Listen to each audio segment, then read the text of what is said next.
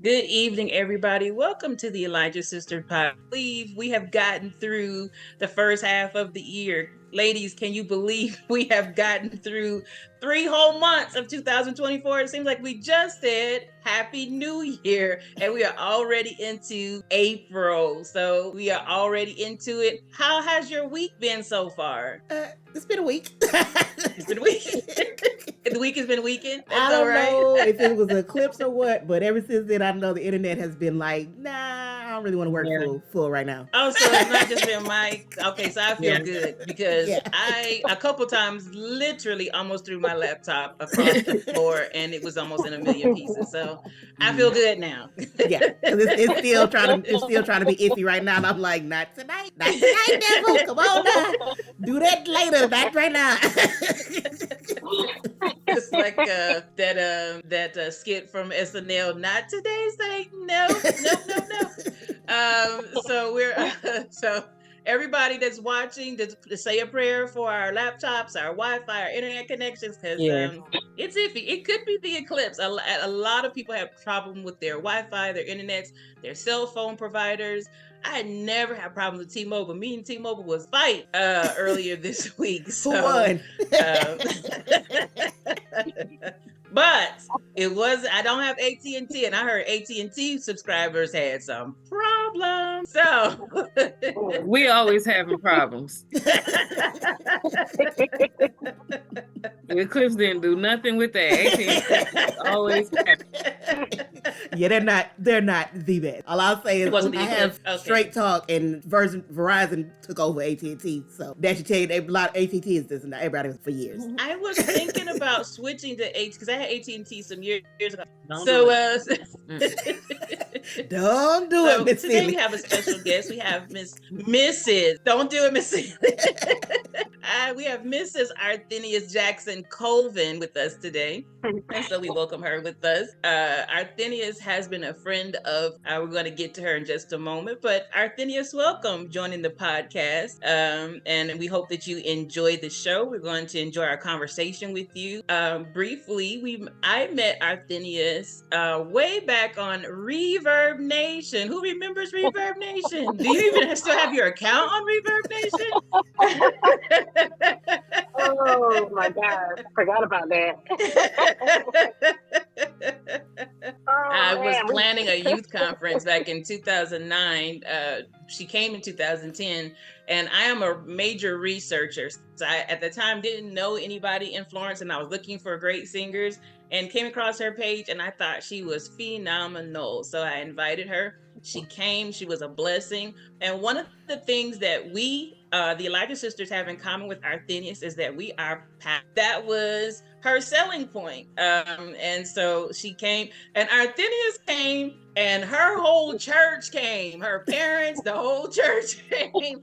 That's when you know you are holding the line. And just like my parents would have came and the whole church would have came. And to me, I thought, how precious is that?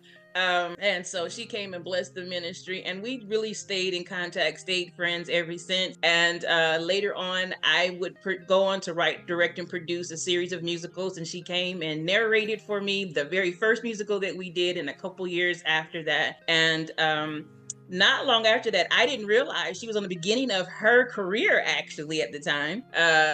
And would go on to share her testimony, and it's been a blessing to be a support for her throughout the years, and it's been just very reciprocal. So we'll get into that a little bit later. But Arthenius, welcome to the show. It's spring thing happened since we were here 2 weeks ago. Can you know what happened? Oh, you disappoint me, Chantilly and Angelique. My birthday happened since we were here 2 weeks ago. I told you. I would disappoint you when I celebrated you on the last one. But it wasn't my birthday yet. My birthday happened since we recorded. No. I'm only going to say this once this entire year, but I am thankful to be 46 years old. And so happy birthday to me. Happy birthday to all of the fabulous Aries. It's Aries season. My son's birthday my oldest son, I have 2 sons, turned 25 the very next day. He will say he's 25 all year long. When you're 25, you'll say it 1,000 times. When you get in your 40s, you say it a little bit less. I work with teenagers, and I always think it's funny. I remember being a teenager. When you're a teenager, you'll say you're 13 and a half. You're 13 3/4. Oh, I haven't done none of them halves and quarters. 30. So I ain't done them halves and quarters in so your long. 40s, you reflect back. When you're young, you go forward. So my son, I thought about, he's at that milestone, you're 25. And I wanted to ask you guys a question. So at 25, where were you in your life at 20? Do you remember 25? Yeah, I just had Khalil. Really? Was that 25? Mm-hmm. That math Would you do 25 again? That sounds like a no. Let me ask you, what did you learn from 25? To trust yourself. All right. Angelique, where were you at 25? I don't even really think anything special was happening at 25. He was just like, 25 is here. Go to work. Well, what did you learn from 25 that you would tell somebody else? Don't put too much stress on it. As far as being like you're a super adult now, I guess, like you leveled up from 21. Like you're not a baby, but you're not so old. You have to stop having fun, and people make it seem like at 25 you got to know your life now. You still young enough to, you can still mess up some. You can still have a whole lot. Just still growing. Be safe when you're messing up. Don't get silly, but. You can still, you're still young. You don't have to act like your life is over at 25, which I've heard people talk about. 25, calm down. You act like y'all are turning 65. Stop. Arthenius, where were you at 25? Wow. At 25, I think I was still trying to find out who I really was. Right. Yeah. So I agree with what she said. Like, you're still growing and you're still trying to mature. And even though, I had already finished up with college, I still was not sure of my identity, Yes. Mm-hmm. And I did put a lot of pressure on myself. And especially with us being PKs, we know how much pressure we already put. Yes. So it was like double. So I'm still, I'm finished with school. I'm like, okay, what's next? And you feel like you have to have everything planned out, but you still don't. You really don't. No. You don't have a clue. I know people that haven't started figuring it out, and they like 40 and they just getting it. So it takes time. It's gonna happen. Don't just not try, but stuff happens different. Mm-hmm. And that's a good point. Grasped around 40. I really discovered who Leah was at around 40 years old. I got it at 25. I really didn't know who I was till around 30. And I only became sure of myself and really found my voice and my confidence and my boldness because so much of my life was lived for and through other people and because of other people. So I finally broke out of the box to be able to say, I can say this in a company of other PKs. I don't care what you people think. Years old. And part of that is sad and part of it is exciting. 25, I had just gone through my mom and I laugh about this. My first divorce, I've been divorced more than once. My mom always teases me and says, you got a couple of last names.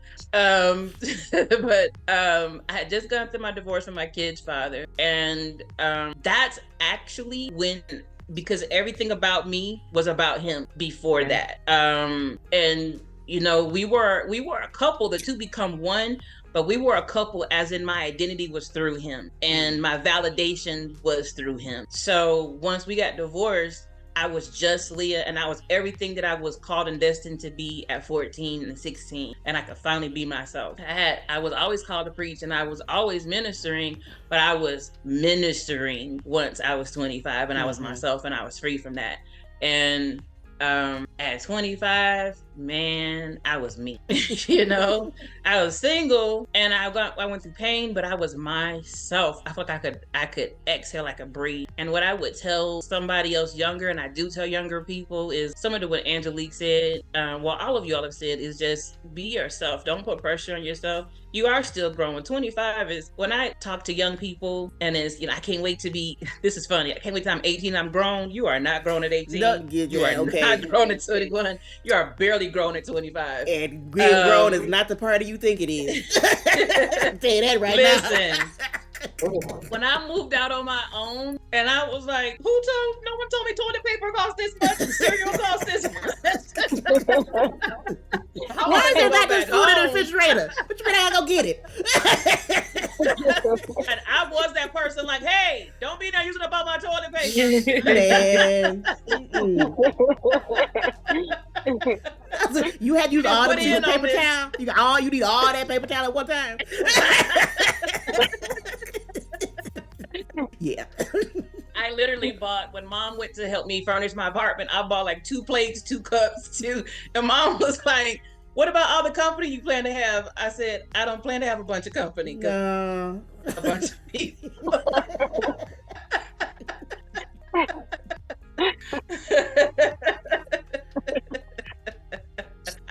So I came into myself, and what I would tell young is now, especially looking back, and a part of my ministry is to pastors' kids, because I've seen the pain that some of us go through. There's a blessing in being a pastor's child for sure, but the glass house that we live in and the expectations that's put upon us is to find the freedom in being yourself and to live at the pace that you're on. You know, so at 25, I would say be 25 and whatever that is. And, you know, everybody doesn't have to go to college. Everybody doesn't have to go to seminary school. Everyone's not called to stand in behind the pulpit. You know, for me, I don't know if Arthenius went through this. I think all 3 of us went through this. It was constantly, you gonna be a preacher like your parents? You gonna be a pastor like your parents? I was like, and I don't think it's up to me, so I don't even know why you asking me if it happens. It's not like it's something I'm just gonna be like, yes.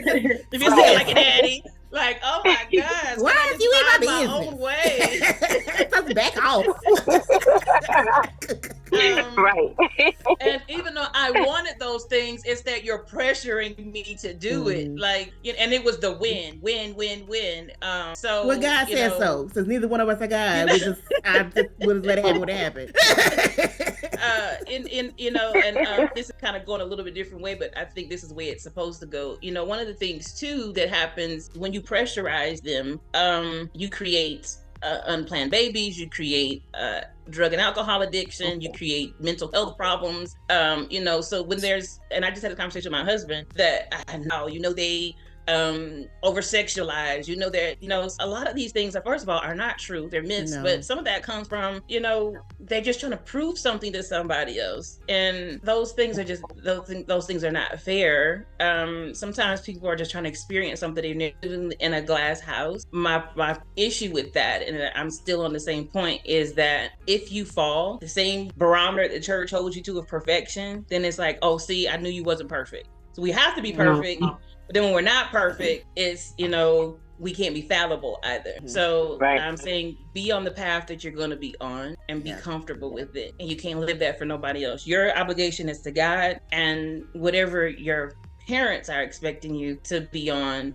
But gosh, don't worry about them church folks. Them church folks, they're literally their kids.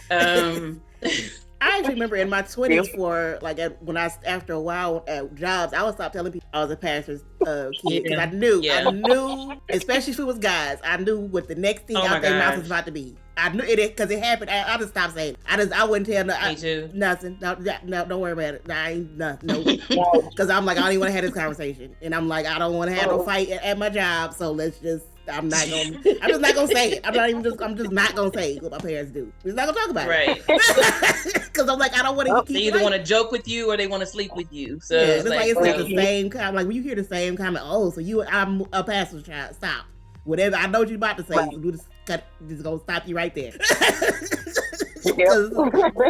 I was like, I got so tired of that pastor daughter's myth. I'm like, nah, y'all not. And it's like, really, but I'm like, I find now as I'm older that my issue that applies to all pastors' kids, because you don't make the same statement about pastor sons who become alcoholics, who end up getting in fights and end up leaving the church, who end up with police records and all that stuff. Like, so why is it cute to you to make these statements about us?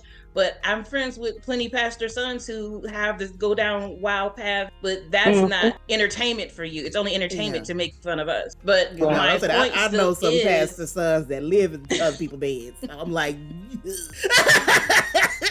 honestly, more pastor sons have issues than pastors' daughters do. But in the grand scheme of things, most of us follow our parents into ministry. Yes. And most of us walk in the callings that we have, but it's easier and more fun to rip us apart.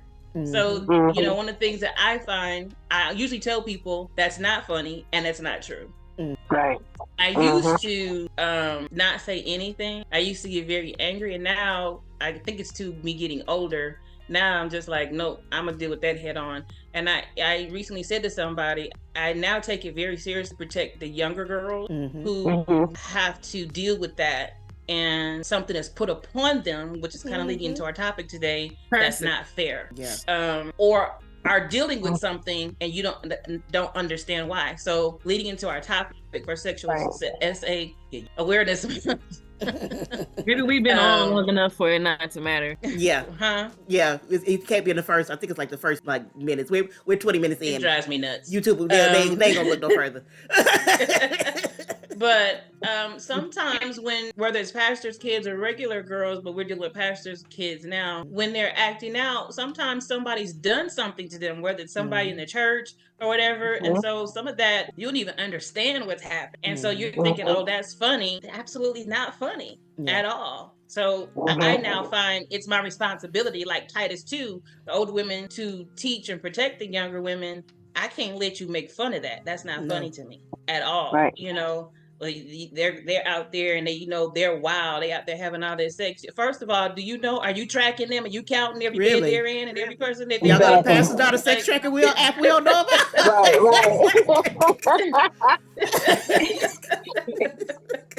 And I'm like, most of the time, they're not having more or less sex than the average person that's not a pastor's daughter. But for some reason, because it's a pastor's daughter, it's she in the streets. Is she really Well, we're not supposed to have a sex life or be sexual beings is what the issue is. Okay. So we're supposed to be like the little Ingalls girls, Little House on the Prairie, and just wait for our Paul is supposed to carry us off. Y'all can go ahead and believe that lie. Right. I mean, that's the belief. I recently was in a Facebook group and with a bunch of ministers are supposed to just wait on their husbands, whether we're 18 or whether you're 50. You're supposed to be chaste and wait, and your father's supposed to pick your husband, and you're supposed to just wait on God. And I was like, okay. I know my pastors. My parents were to say like, no, that's not the one. That'd be one thing, but just to sit here and be like, I can't do nothing. I think you froze up. Yeah, I did. Froze a minute. I was saying, I'm like, I understand like getting like, do mom and dad think he's not the one, but just to sit there and twiddle my thumbs and be like, just wait for something to be brought around by the house. Like, no, I'm not doing that. That's not. No. Andrew, you can garden, you can knit, you can... No, I cannot do either one of those things. So if that's what you're looking for, I would just tell you right now, that's not... You can go to the next one. And you know I got allergies. Ain't nobody out in no garden. Nope. Oh my gosh. Well, we've got into a great conversation. Let's go ahead and intro a native of Hartsville, South Carolina. She's a 2009 graduate of Francis Marion University. Arthenius Jackson-Colvin is the founder and executive director of One Touch Transformation. I tried to find my t-shirt today and I got about 3 of them.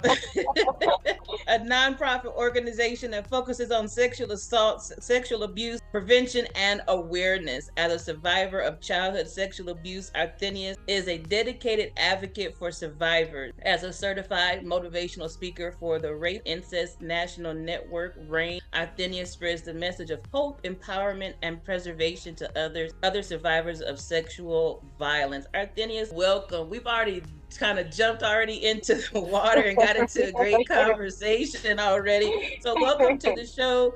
Tell us a little bit more about you and just who you are and your story a little bit. Okay. All right, so you already know that I am a PK. That's right. So I grew up in that glass house, having that pressure on my life. it took one to, like, I was listening to what you were saying, how it took you a while to find out like that you were really Leah, and that was for me, because often would be referred to as, oh, that's Pastor Jackson's daughter. But I used to say, look, I have my own identity. I have my own identity as well. I'm not just my father's daughter, but I am Arthenius. And so for a long time, it took me a while before I could be open about that.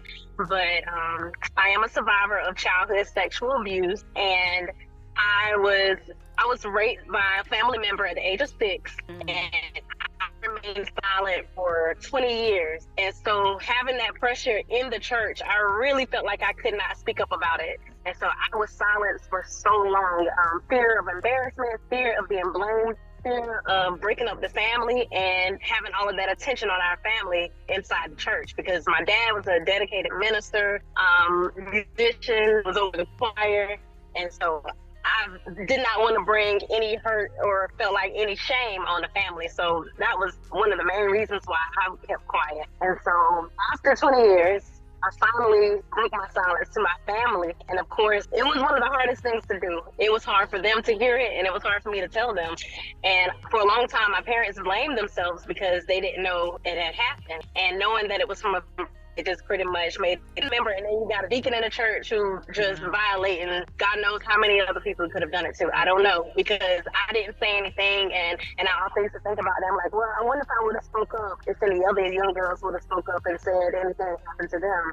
But of course, nobody talks about sex unless they're talking about no fornication. That's the only form of sex talk you get. And you're hurting the congregation more than helping, and making sex seem like it's such a bad thing when it's really not, whenever it's done correctly or in a healthy way. And so, of course, no one in the church ever talked about sexual abuse or rape. And so, again, I was like, well, I guess no one, as if it's not happening, but we know that it is, and it's very taboo, and no one wants to talk about it because they're afraid of who they're going to, the people in the church who have these leadership positions are some of the main ones who are violating with this girls, boys, and taking advantage of women, because that power is, it's not about the sexual feeling, but it's all about power.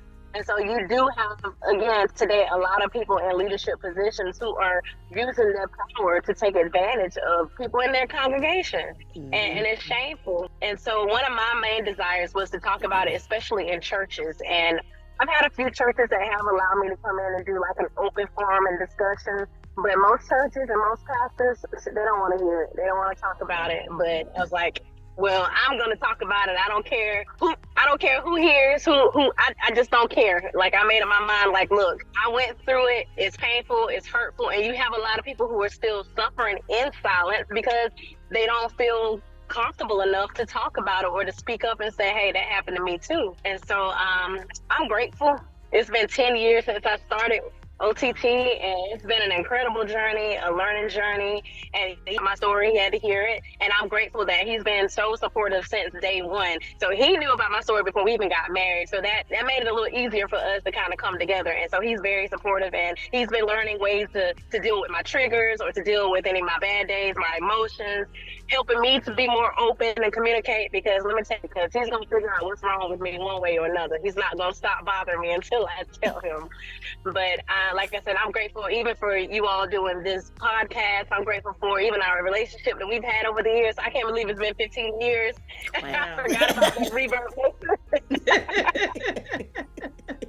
Look, we really thought we were doing something as artists, but that was the thing. That was the thing back then. And you know what? And we were so creative because a lot of things that we put out there, we had to do it from scratch. Whereas now, I mean, it's just a push of a button with YouTube and all of the new social media outlets, but we actually had to create, links and create the code so that we could upload the music. But I'm grateful for technology and grateful for just being able to spread the message of hope. And like I said, it's been such a growing and learning experience. I've learned so much about myself. I've learned why people are the way that they are, because even when I was studying psychology, I never thought that I would be that interested in it, but I learned who I was, learned why I reacted the way I did. It was because of the trauma that I experienced. And so you're right, there are a lot of people who are, have these different behaviors, and people just don't know why they're behaving the way that they are. We have no idea what people have experienced.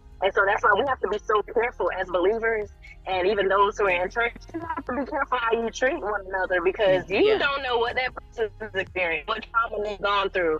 And so many people in the church won't admit it because of the fear of being judged. And that's what a lot of people do, based off of just their reaction and not trying to figure out, okay, what's wrong, what really happened, what's going on. And so it has allowed me to even grow spiritually, and even in the ministry realm when it comes to dealing with people. Because, you know, he gives people some grace, because God gave us grace, he continues to give us grace. And so when people are so called wild and like I couldn't stand when they call young girls fast, there is a reason why they are the way they are. And so again, I'm grateful for the opportunity. I'm grateful for just being up here tonight, and just want to tell you all and encourage y'all to keep doing what you're doing, because I love it. I love it. From one PK to another. Thank you. We have to support each other for sure. Yes. I have a heart for PKs, and I've been saying for a couple of years, and I plan to do it this year. I plan to launch a PK group and a PK roundtable where we just come together and talk, because I feel like we're a part of a special club that nobody understands but us. But I want to tell you two things that I feel about domestic abuse, how you feel about this particular topic. And I felt like I had to be one of the people to open my mouth and talk, because there were so many women hiding in the church about that were dealing with domestic abuse. And I felt like there were so many women that was hiding in the pews. And I was like, I'll tell my story to help other people. But I wasn't telling my story about sexual abuse from childhood. And honestly, you helped me to be open about telling my story in the last few years, because I was just like, you were so transparent and so vulnerable. And that was the one thing. It wasn't that I was ashamed of, because I don't have a problem telling my story, but it was something I personally had to deal with first and then be able to tell it. And to be quite honest, I ended up dealing with it again in my adulthood, you know, and so that was something. But and you was one of the first people that I told when it happened in my adulthood. Honestly, just a couple of years ago, you were one of the first people that I called, and you were so comforting. And so I appreciate that. But one of the other things I will say is, a lot of times when we deal with sexual assault, we always think female and girl. And having worked with you and spoken at events for you, one of the things that I appreciate is that you always include boys. And saying this happens to males too, and we have to be concerned. And the hardest demographic of people to tell their story is males, because they're the most ashamed. And I've seen you show so much care and compassion to little boys, and I've been with other people that literally have dismissed males, and you know, this don't happen to them, or it happens to males, but we got to be concerned about the girls. That's not fair. That's so not fair. And we're not helping them, and we're not helping protect them. We're actually allowing predators to prey on them more, because we're leaving the door open for them. And so I appreciate that you care, because we both work with children, that you care so much about children, because, you know, I grew up with parents that was like, you don't sit on no man's lap, you don't be alone in no room with no man, you know, and all those things. And, you know, and I even, you know, have said to my husband, we don't even have those type of parents anymore, really. You know, you know, I've worked in community centers and worked in schools, and, you know, I'm around children, and I'm saying, you know, I'm around kids that have no boundary. I'm around adults that have no boundary. And I'm saying, you have kids that don't know, like, that stuff was drilled into me, you know, and I'm around kids. When we greet people, no, you don't hug. Faces, and I'm saying that never happened with 70s and 80s babies, because everybody was like, my mama would beat my baby if I did that, you know. So you have to have people like you and me that are those midwives and caregivers that's like, no, baby, you can't do that. And looking at that adult that's saying, I'm watching you because somebody else is not. You can't do that in my presence. You know, it scares me, the world that we live in, that it almost makes it easy for predators. It's so easy for kids to be at, you know, prey. And then you have the internet. There's no they say there's safeguards on the internet, but it's not. It's just where? Where are they? There's no safeguards, and then everybody's got a phone. You know, when I see little bitty kids with a phone, that's scary. That's scary to me. And then you know, like I recently worked, you know, at a youth center, community center for 2 years. And, you know, when you're hearing parents like 5-year-old, 6-year-old phone and parents fighting for it, it's okay for them to have a phone, but you're not checking nothing. I was forever threatening my kids. And they were in middle school and high school. And I was like, I remember my daughter had a phone, she had Facebook, and she kept like hiding her password. Ain't no hiding no passwords. I need your passwords. I will be looking through your Facebook. I'm not hiding that because my mom didn't hide from me. And I was back in the days when we was writing letters. But you ain't in the world that you gonna be sneaking on the internet. No, we weren't even allowed to lock our doors. So okay, why you locking doors for? What you need to lock it door for? And my dad, why you locking my door?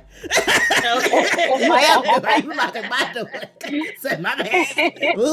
My mom was reading through my diary. Like I remember walking to my bedroom one day, and my mom was like sitting on my bed, like, "What is this? What is you writing about this?" Like there was no secrets.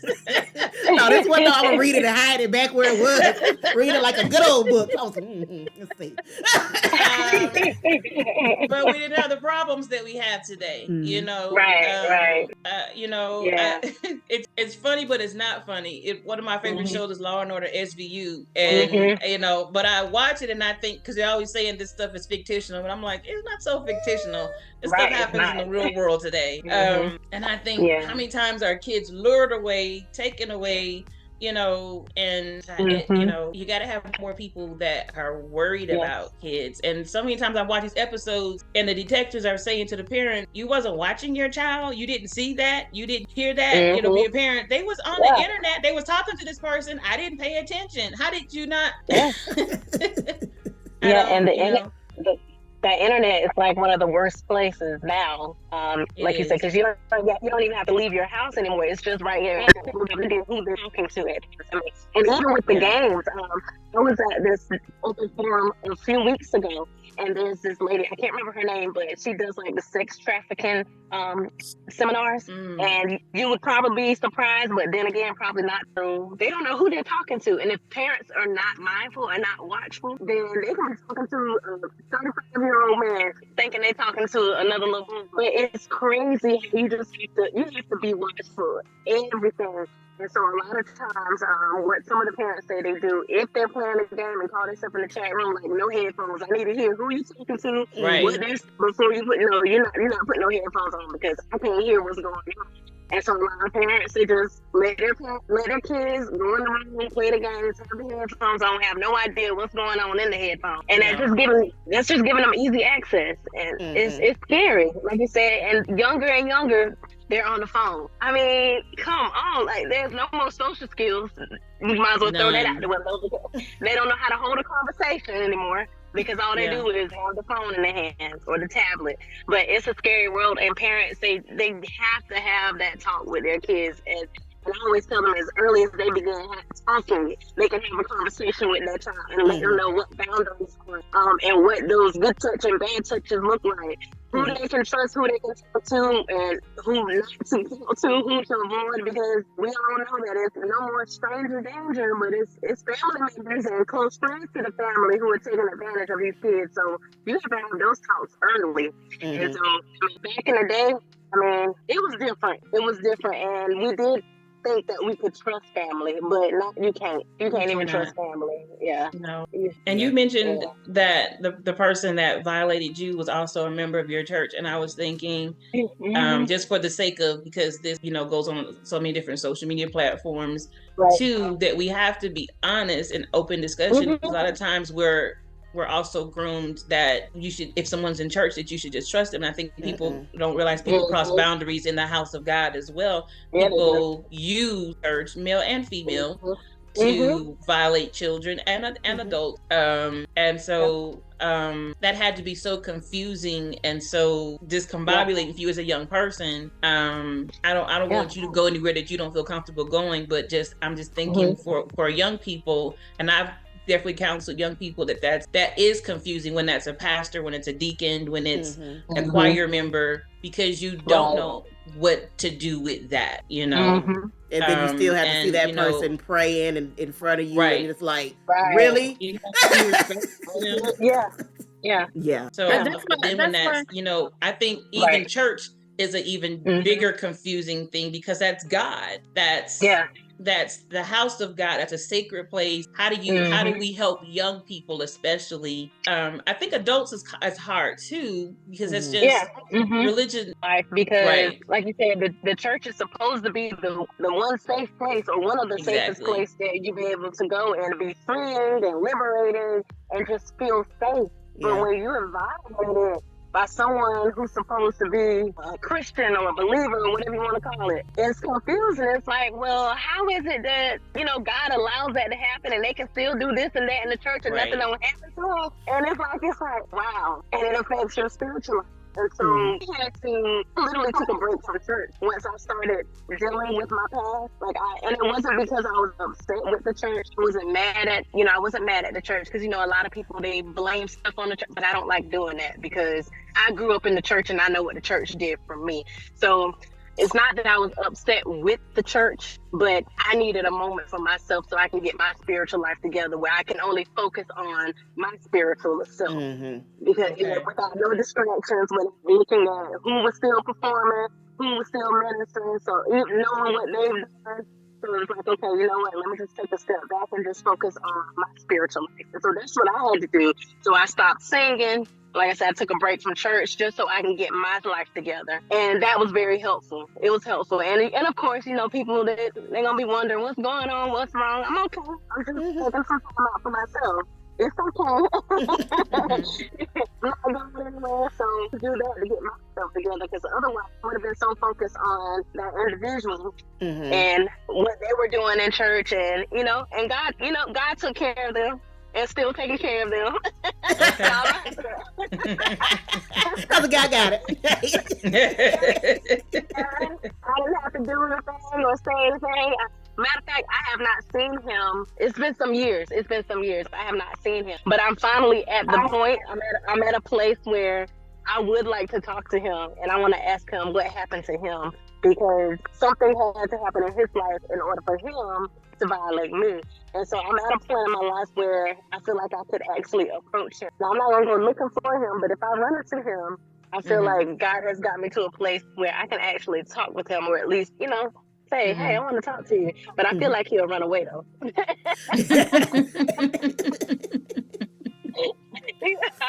feel like he'll run away, but you know, it definitely does affect your spiritual life, but it's possible. I tell people healing is possible, and it takes time, and God will get you there in your own time. And it doesn't look the way that we want it to look. It doesn't go the way that we want it to go, but it takes time, and you can get there.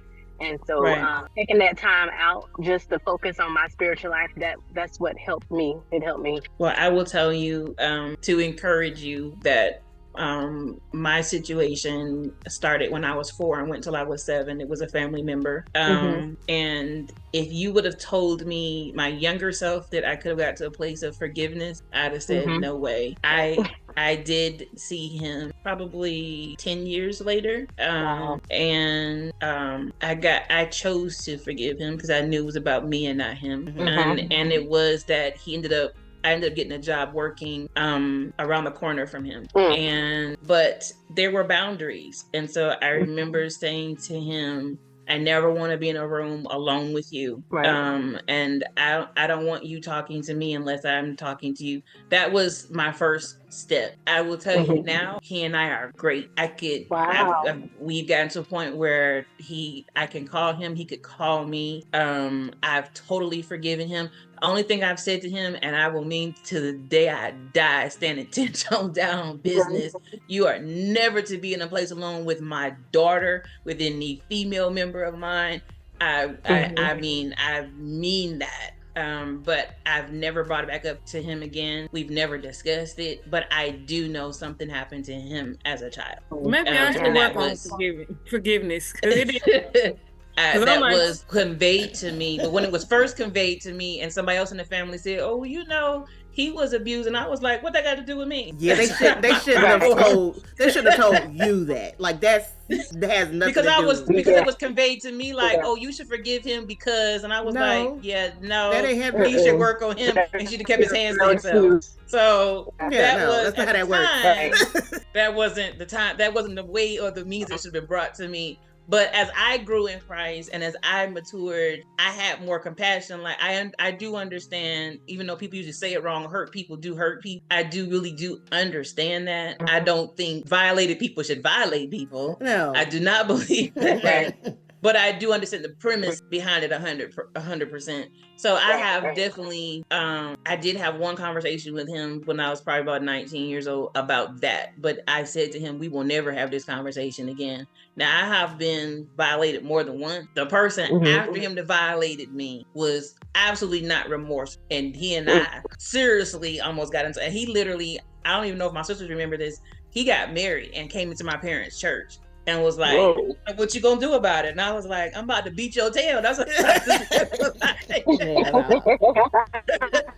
And it was like, so does your wife know that you violate little girls? Because it was me and my best friend. And that didn't go well. And I've often thought, what would I do if I see him again? I'm like, I'd probably still beat his tail. Like, and I'm just like, we talk again. Did he answer you? Ask him again. Does your wife know? No. No, I don't forget.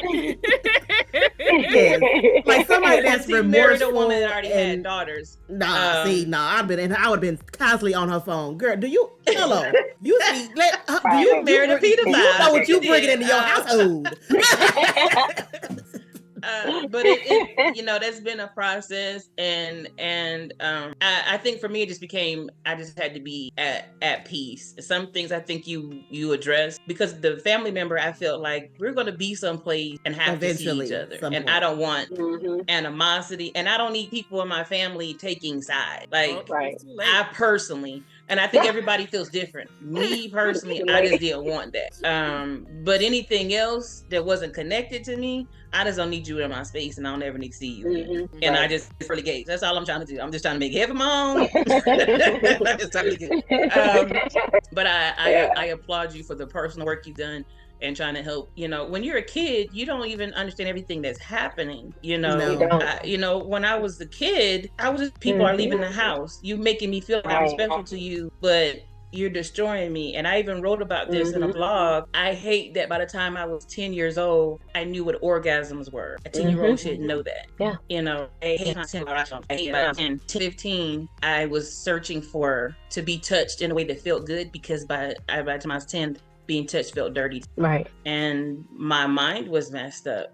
And, I got married at 18, and I was always looking for a relationship because I just wanted to be in a way. It had nothing to do with my daddy. It had to do with being violated. And I, like you, with my husband and his relationships, there are times when I can be great, and there are times that just on a whim I can be touched and it triggers me in a way that I can't even explain. And it's like, that don't feel good, and I don't like it. And I feel bad because I can't even explain it, and I don't want to make anybody else feel bad. I hate the feeling of being alone in a room with any man anytime. And I think only women that's violated, or probably men, understand that. If it could be someone fixing something in my house, and I will leave the room because I just don't trust you. No, I get it. And I can't, and that's been years and years ago, but I just don't trust what you could do. I said this, was talking to my husband, and he was saying, most of the bathrooms now are becoming gender neutral. And he was, because he's in sports and he's out, and he said, I love the way the world's becoming inclusive. And I immediately thought, I hate the thought of that. Because he said to me, because he was asking me, he said, wouldn't you be okay? He asked me, so how would you feel standing in line and it's, you and going to the bathroom and, maybe a man behind you? And I said, me personally, that's a terrifying thought. And, he said, that would bother you? And I said, because if you've been where I've been, I don't know what's on the mind of a man standing behind. Right.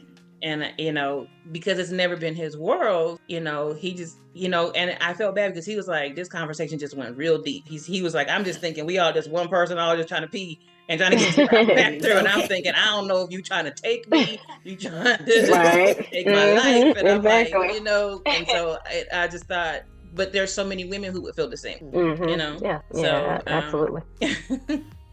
But I appreciate the time that you've given us. I know that you have to get to church, Arthenius. Thank you so much.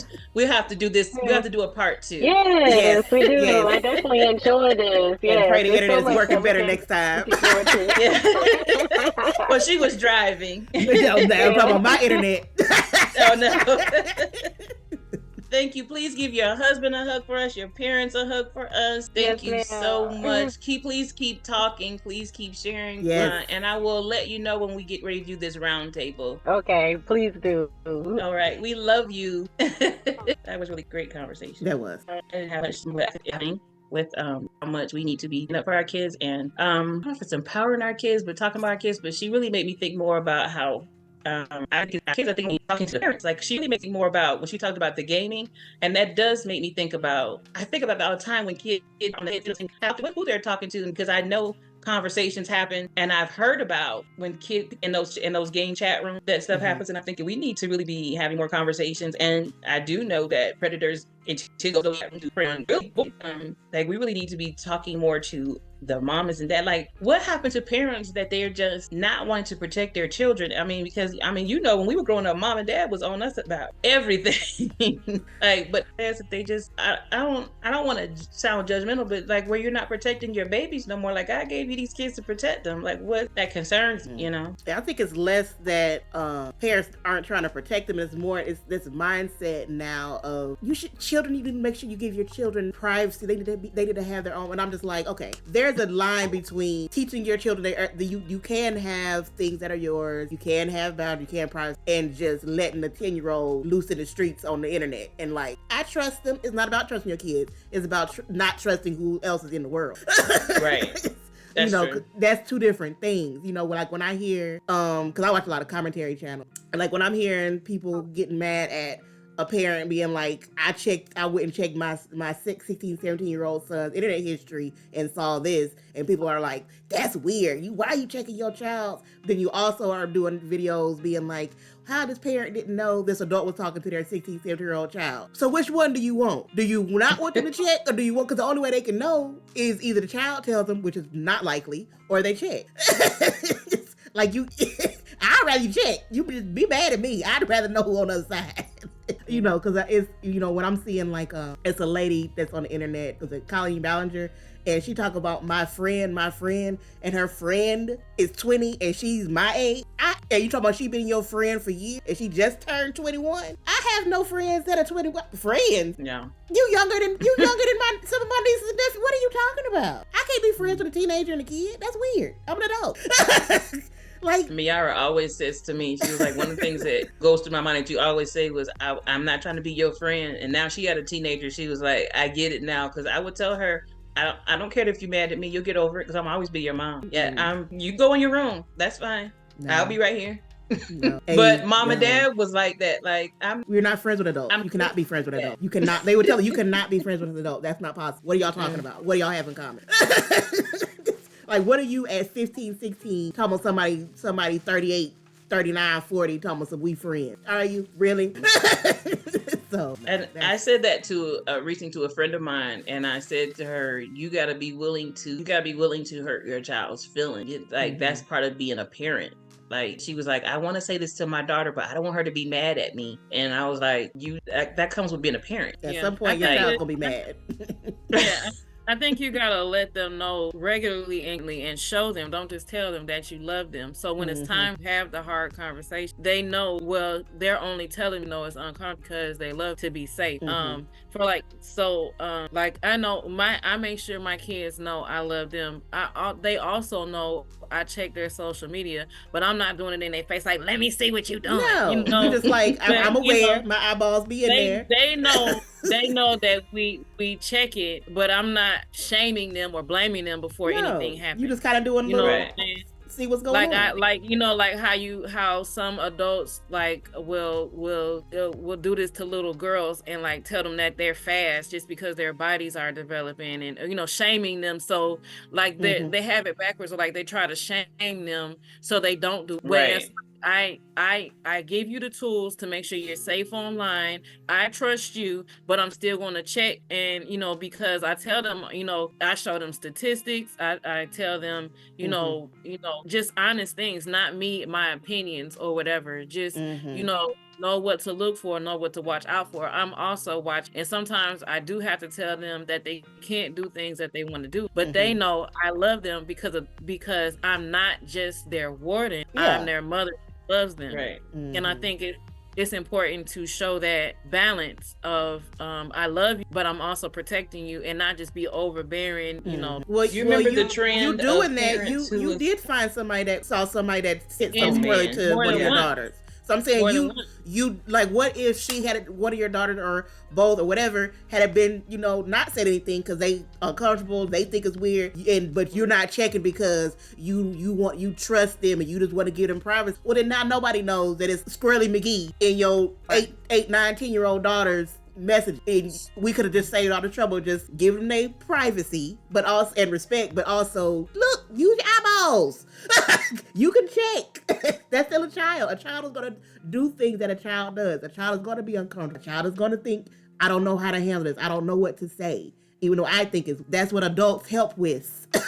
Adults help with that communication to be like, if you see this is why it's wrong. This is why this is not okay. You can tell me, I'm not gonna be mad at you. Because a lot of kids think the adult will be mad at them and not Squirrely McGee over being nasty. Squirrely McGee, Angelique. Well, I don't. Remember the trend of about 10 years ago with the parents who was going on Instagram and shaming their kids? Oh my gosh. They were doing it on Facebook too. And I'm like, who does this help? They should have had CPS. Look at the people. Tell the people what you did. Tell people what I found on you. I was like, now how do you think that's helped? It doesn't. It doesn't. They're gonna never talk. They're gonna hide more. And right more behind now. that, the suicide rate was going up. Yes, they're gonna hide even more. You can't tell me if that wasn't connected. That's not how you. And the runaway rate was going up. Like, that's not how you handle that. And beating the kids, whooping the kids online. Like, I saw a video of one lady, the little girl told her that her boyfriend was touching her, and she whooped her online, called her all types of names. I don't know how that math. I don't get how you whooped her. That's what I'm saying. I don't even understand how that works. Somebody's big grown son should have got a whooping. Thank you. So wait. When I had the daughter's boyfriend or the mother's boyfriend? The mother's boyfriend was touching the little girl. The mother need a whoop. That's what need a whooping. Right. You messed this all up. I got after. That's my mind. I thought you were saying the girl's boyfriend. Oh, no, you wrong. You 100% wrong. when I was in the hospital having, I think Dwight. It was a 14-year-old girl in the hospital and right next to her. See, that's what your fast tail get. Look at you the whole time. And the boy was maybe 15. He was right beside her. He was laboring right with her, and he was telling her that he loved her. And he was like, I'm so sorry that he was in labor right there with me. They was walking the halls, but I was like, you had to give him credit, because I was like, look, my baby daddy wasn't with me. My ex-husband, I was married, but still. But I was like, he was right there with her. He took the day out of school. He was walking right with her. He was saying, I'm so sorry, we in this, but we in this together. And whatever she was mad about, she should have worked through it. We're done. It's done. Look at you. See how it hurt? It's the rest of your life. I'm telling you, that mother was so hard on that girl, they called security and put her out. Yes, because this is ridiculous. I'm like, it's too late for that. That's what I'm saying. Whatever you were, if you were upset that she got pregnant as young as she did, you really should have worked through this by this point, because the baby's done cooking. Why are you still? She been pregnant for the last 9 months. You ain't moved past this stage. What it was the girl broke down. She was crying. She was going, Mama, please stop. And see, when you do that, the obligation is to the patient. The nurses found it. The nurse kept saying, ma'am, please stop. Because it's traumatizing. And hospitals are mandatory reporters, ma'am. She was putting the baby in distress, and her blood pressure was going up. When that happened, they were like, They asked her, and they were like, you got to go. They'll put out anybody. Like, at the end of the day, that's still a 14-year-old girl. Like, that's still a baby, too. Yes. She got pregnant because you was two irresponsible kids that were being irresponsible. So she's not. How did your 14-year-old daughter get pregnant though? You need to be. Thank you. Yell at her. She need to be yelling at herself. That's what I'm saying. It was too. How much love did you not give her? Like, this is done. This is not the time to be having these conversations, man. I know you're not in control of what your kids do, but like she was treating her like that. It was something she was missing that she was looking. I mean, no one's asked you to go out and throw her a big old baby shower and be like, I'm the grandmama, but at the same time, like, and right now, it's just love everybody, or just sit somewhere and be quiet. I just make a plan. Look, after she had this baby, we gonna go to that place and get on birth control. Yes, that's what we gonna do. I'm still the mama. You gonna get on birth control, and I will be the kind of parent that will be like, we need his parents and him and you and we all finna have a sit down together and be like, look, they not finna break. That's but if anything, we need to make sure some more safeguards in place moving forward, because obviously everybody was too free. Everybody was too free because obviously nobody was watching anybody. Nobody was watching anybody. She was trying to make sure that she was ashamed enough not to have another baby when all she had to do, if you're afraid that she's still going to keep having sex, just go put her on birth control. You don't have to shame her into that, because obviously she's doing what she want to do anyway. You know what I'm saying? You don't want to blame the mother, but in that specific case, yeah, you do. I don't like to use the word blame, but what? Like it was, that's what I'm saying. It was two sets of parents. Or three sets. I don't know how many. I don't know. Single. Right. I don't know. It was parents involved on both sides that were not. That some conversations didn't happen and some watching didn't happen, because they neither one of them got a car, so that wasn't happening. So they was at somebody's house somewhere. Well, at least the boy was raised a piece of a little bit, right? Because he was off of school and then, that's why I was looking at that. He's 15 years old, because I heard them say that, and he was there. 15 is what, freshman, and no more than a sophomore. Yeah. And he's there with her, and he was saying, I'm sorry with the situation, but I'm here with you. I'm gonna be here till my baby's born. So I was like, he got a little bit of character. Like, a little bit. You could at least been saying, thank you, son, for being here with my daughter. You know how many 15-year-old boys would not have been there? Shoot. Hadn't even thought twice about it. Yep. When y'all were talking and you were saying that she was saying that some churches didn't want her to talk about that, and you were saying some churches didn't talk about it, made me think like, well, if you're not trying to help people with things that people go through all the time, what do you no. This is things that people go through divorce. Pastors go through divorce. Pastors and pastors' wives go through domestic, and a lot of women in the church, a lot of women in the church, men in the church go through that. And what she had to talk about also, that's all over the place all the time. People saying, SA, I'm trying to make sure I say the right. Girl, I'm gonna put sticky notes up on my thing.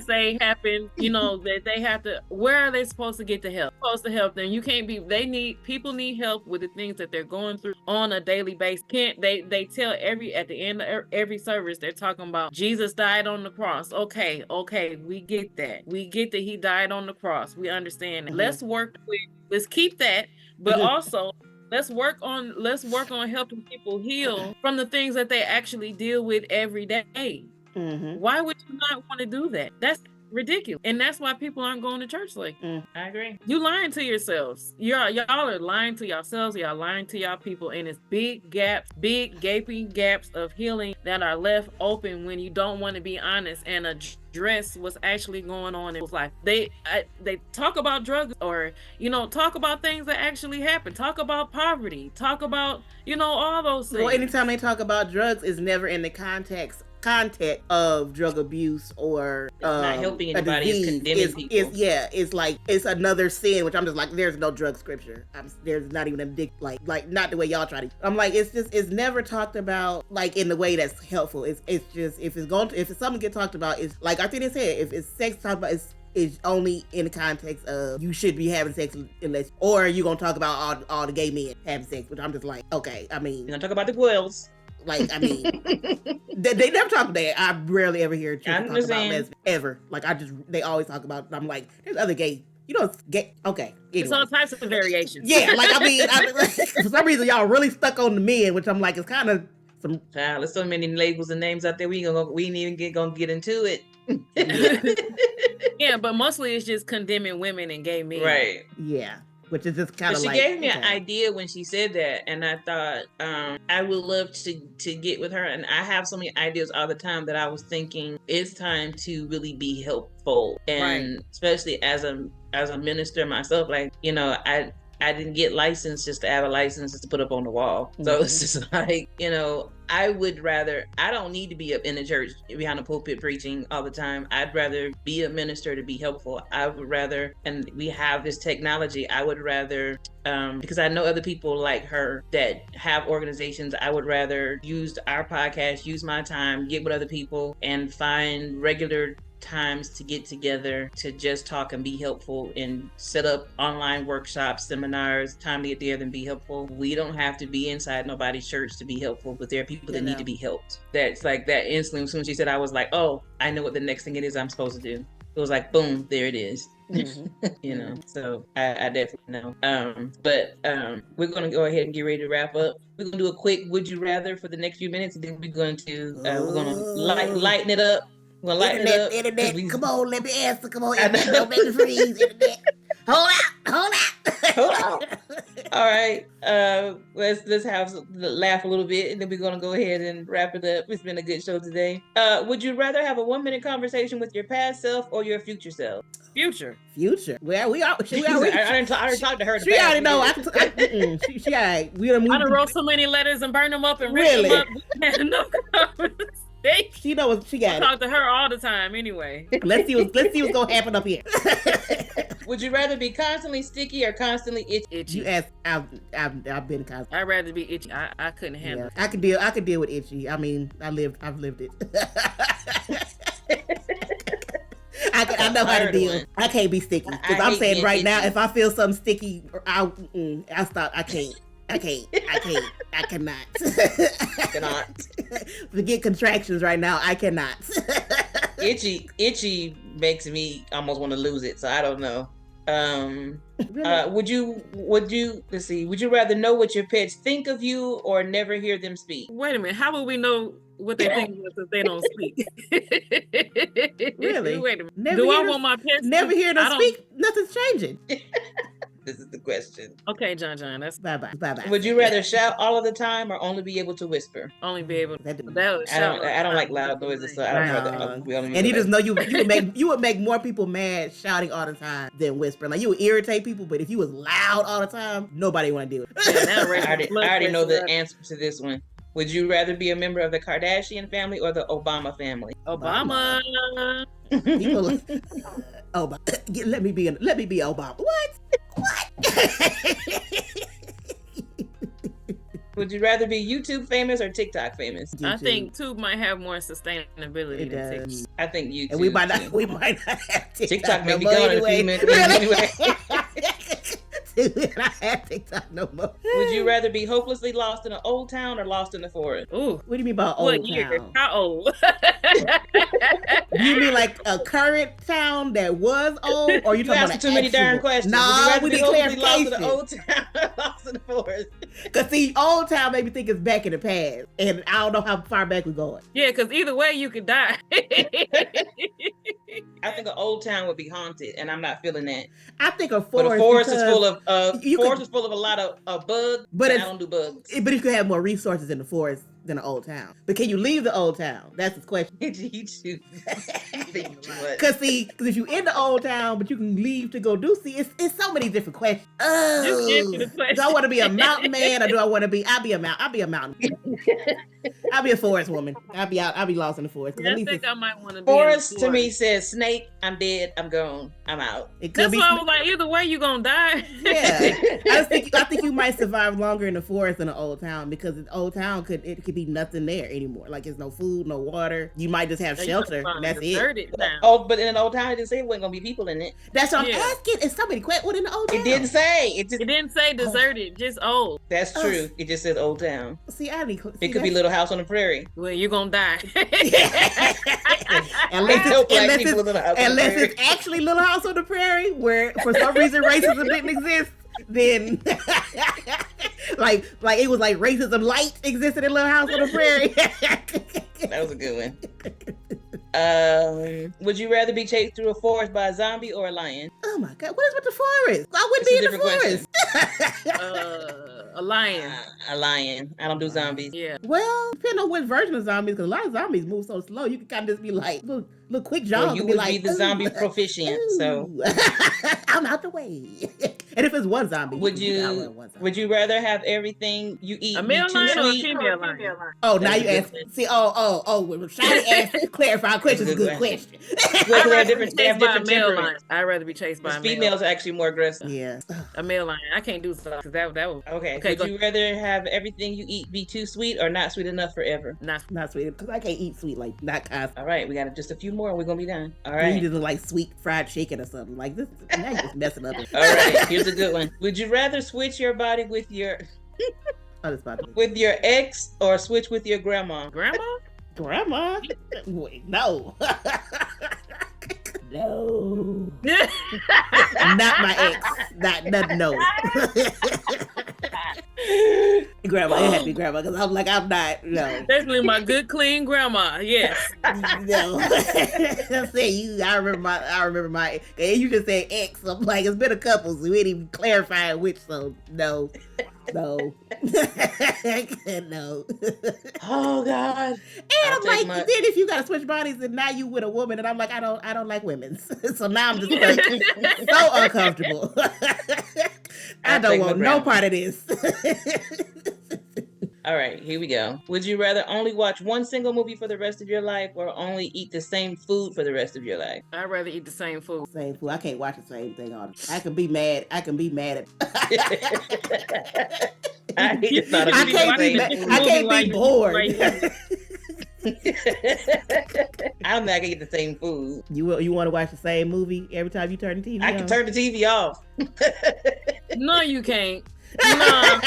You must be planning to become a proficient reader. So all she do is listen to audiobooks and read books. Production too much. Really? Would you rather have tons of mediocre friends or one really loyal dog? The dog. That's how I feel today. That's easy. The dog. I thought you were gonna say one loyal like friend, and it was a dog, and I was like, oh, same answer, the dog. All right, that was funny. Would you rather have Iron Man or Batman? Does Batman have superpowers? It broke up with me. It broke up. He got super money. It broke up. I didn't hear what you said. Would you rather have the superpowers of Iron Man or Batman? Batman don't have. Iron Man don't have superpowers either, but he got more technology. Well, I mean, that kind. I don't know. They both rich. Both really rich, but I'd rather be Iron Man. Iron Man seems more happy. Yeah, he's richer, I think. I don't know if he's richer, but he's more techie. He seems more happy. Bruce is depressed. I know, Bruce, he's always smoldering. And a lot of his family just keeps being killed, and it's I don't want his life. I take it, but I'm like, Iron Man. At least he have fun. Would you rather be able to control fire or water? Fire. I'd rather control fire. I'd like to burn some things. That's hard. Because water, you would be able to control more things. I think I'd rather control water. Water. And if you was in the forest, you got water. You back to that forest. You can control rain and ocean and natural disasters. Yeah, with water. Yeah, good point. But I still would control fire. She does. I'm a fire sign. Leave me alone. Would you rather live in a world without music or a world without movies? That is blasphemous. How dare you make me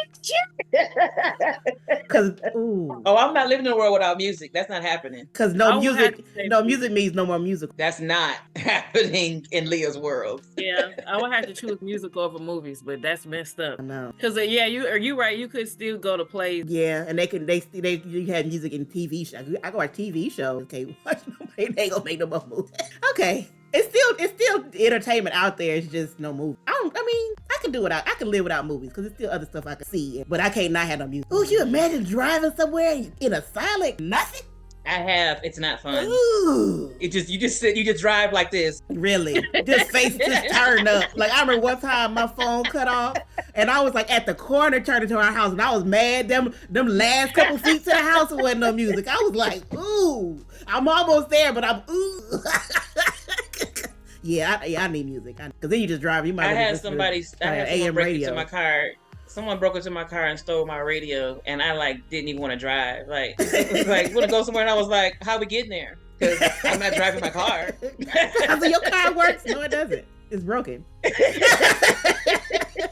It's broken. No, so it still works. Do you see? It doesn't have a radio. It is down. It is totaled. All right, here's the last one. Would you rather not brush your teeth for a week or not take a shower for 2? Ooh. I wouldn't need to take a shower. It's nasty. Because you could switch. See, they said though, if he instant the things you put in your mouth. In the shower, you can put your teeth under the water. They said no. They said don't brush. Y'all know good and doggone well. Mom taught us how to clean your teeth without a toothbrush. You better use your fingers, some baking soda, and get you some mouthwash. I didn't brush. They're clean. And they said a week. You can make it work. So yeah. All right. I need baths. It's been a great show today, and I look forward to talking to you all again in 2 weeks. To our listeners, thank you so much for being with us today. Don't forget to hit the like, comment, and subscribe button, and share with your friends. Keep protecting your children, protecting your loved ones. This is April is Sexual Assault Awareness Month. It is also Autism Awareness Month.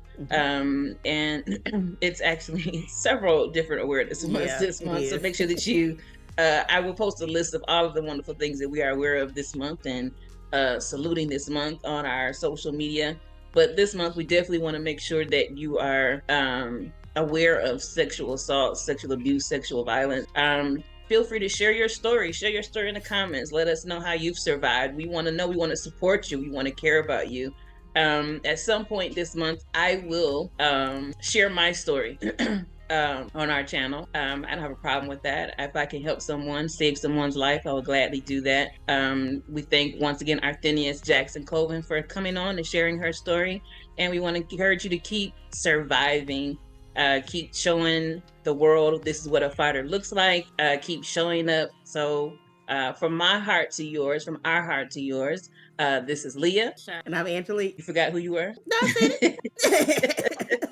Thank you for being with us today. You have a great night, and we'll see you again next time around. Have a good day.